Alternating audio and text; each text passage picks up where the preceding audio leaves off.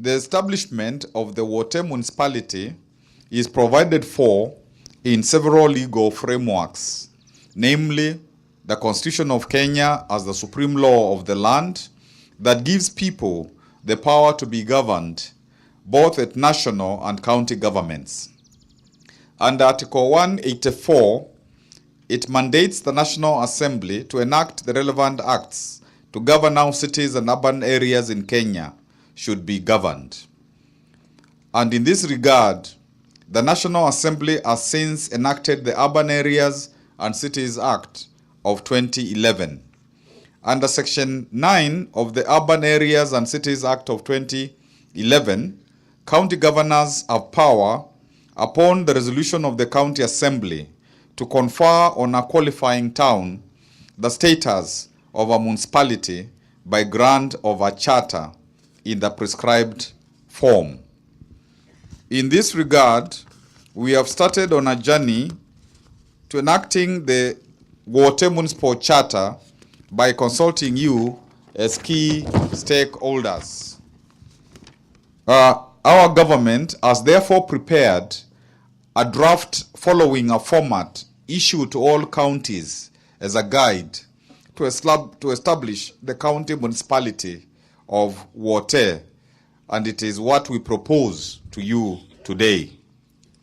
Thus, going by the above legal provisions, the County Assembly of Makueni will in due course consider and approve the request to grant this charter, which you will propose to the municipality of Wote.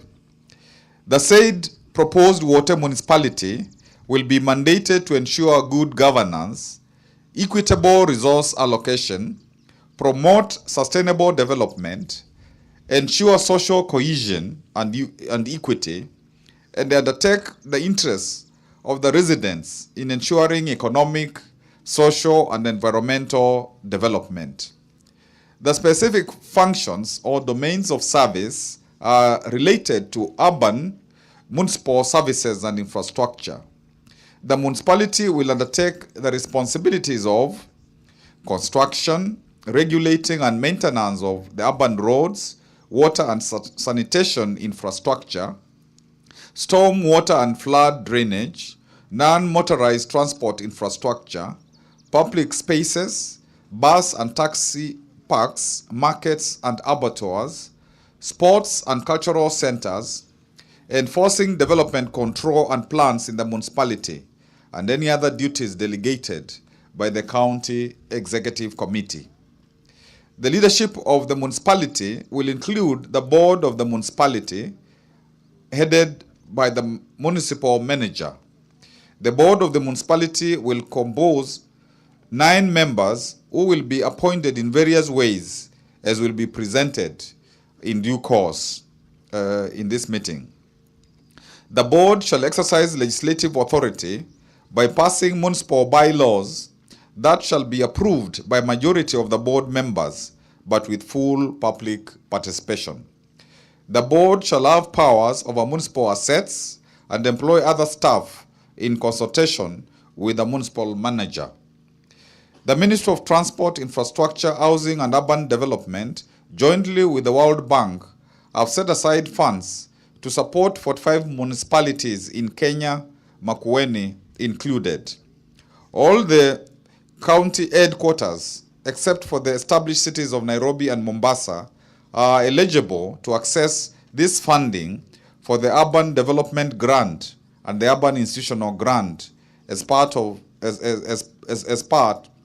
long as the counties have met all the minimum conditions set out under the grant terms and conditions.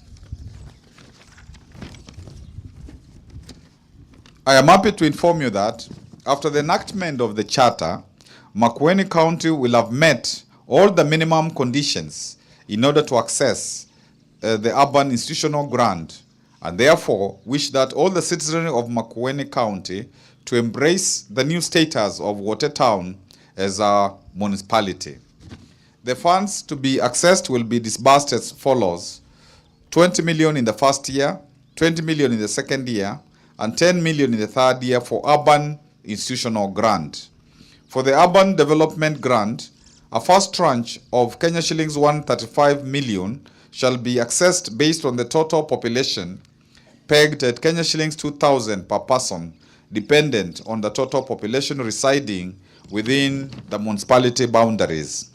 The census of Wote was estimated at 13,000 in the last census of 2009. Hence, based on the growth of about 3.5 per annum and the population growth out of devolution, we expect the population to be about 20,000. However, the policy of the grant is to give 2,000 shillings per individual for 70,000 people, where the population is below the 70,000 people threshold. Therefore, for Makueni, it will amount to a minimum of Kenya shillings 140 million per annum.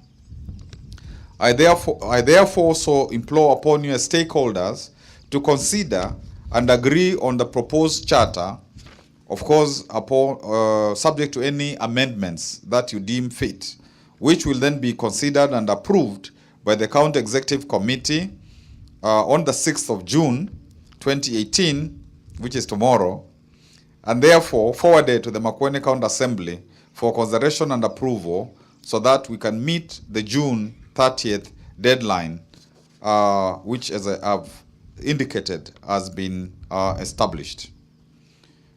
To the above end, this is a very vital process, and I call upon each one of us to give it full attention, observing the timeline set out. I must thank all of you for attending this forum,